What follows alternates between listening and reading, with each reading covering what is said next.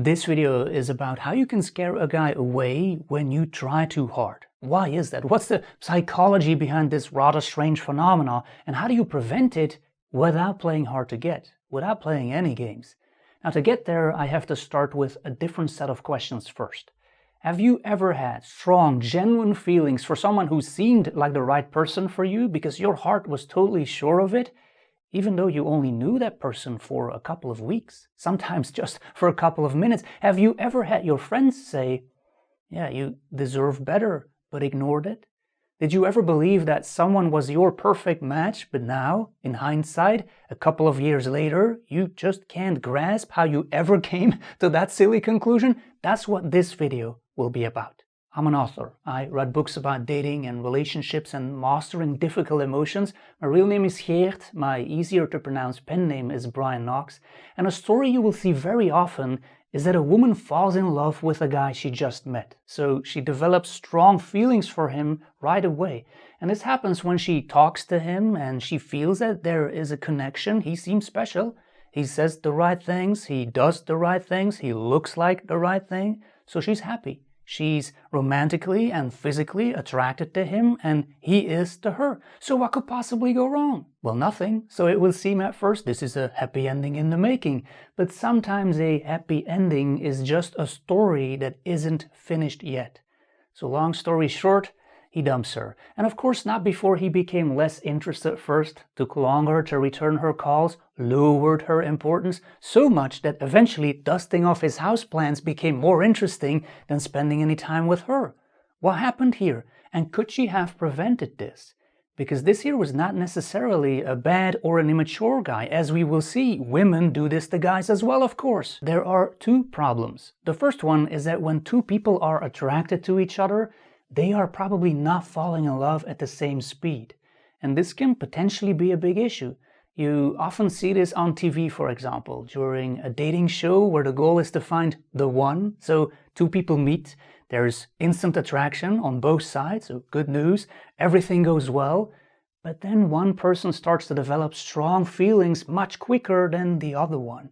And then the more the in love and often infatuated person starts to really go for it, the more the other person pulls away until everything usually ends in tears. Now, there is a controversial psychological reason behind all of this. We love to buy, but we hate to be sold. So as soon as someone comes on too rapidly or puts in too much effort too soon, or worse, tries to convince us, we start to look for the catch. Even a beautiful thing can lose value rapidly then. Just imagine your perfect guy, so the full package. One day you are eating out with friends and there he is, your perfect guy. You meet him, it's love at first sight. The physical attraction is gigantic, the sparks are so big someone even calls the fire department. He stays the night. The next morning you walk into the kitchen, he's there, but he's on the phone.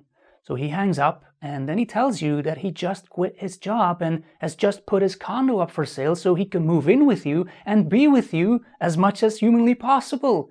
Okay. Good news, I guess, but for the next couple of weeks it's pretty clear that you are his one and only priority. It's what a lot of women dream of, being the top priority of their perfect guy. Question is, will he still be your perfect guy then? Or will you start looking for the catch because everything is going just a tad too fast here?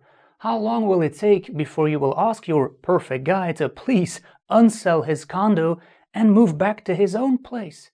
And I exaggerate just a tiny little bit here to prove my point, but I'm pretty sure that his behavior will eventually scare you away. That's because his actions prove how little he thinks of himself. You've just met him and he's already selling his soul to you. Your real perfect match would not have made it this easy.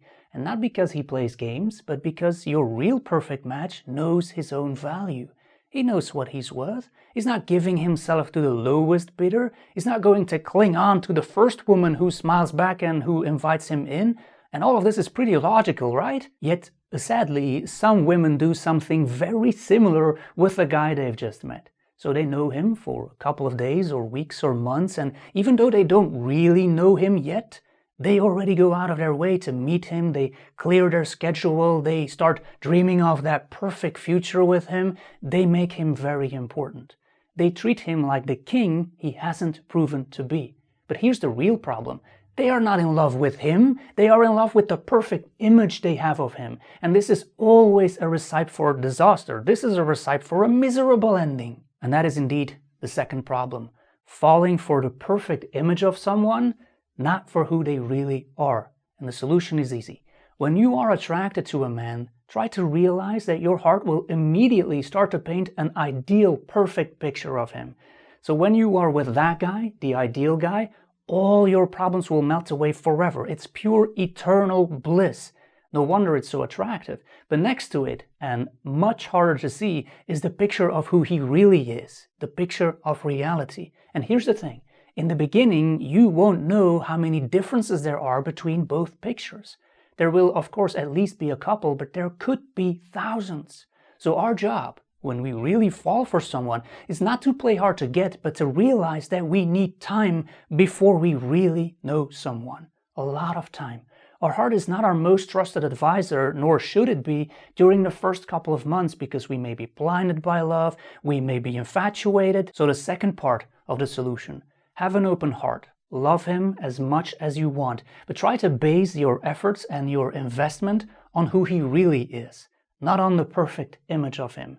And this is a great general rule that makes it easy to remember your own value and your standards, no matter how attracted or in love or blinded by love you are.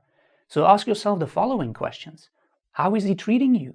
How is he towards you and his family and your friends and your family and the waiter and that annoying pigeon in the park? Is he considerate? Is he inconsiderate?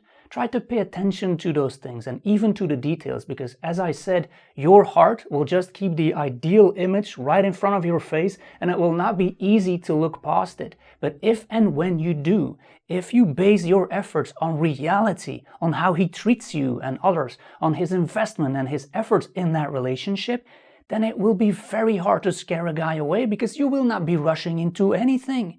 While at the same time, you are not playing any games. You are not forcefully holding back. You are just looking at reality, and you are basing your efforts on that, on reality.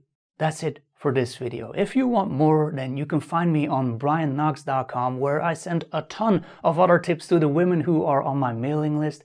My books can be found on Amazon. You can just type in my pen name, Brian Knox, in the search bar over there. I want to thank you for watching this video. I hope you got some aha moments while watching it. I've loved recording it for you, as always. See you in another one.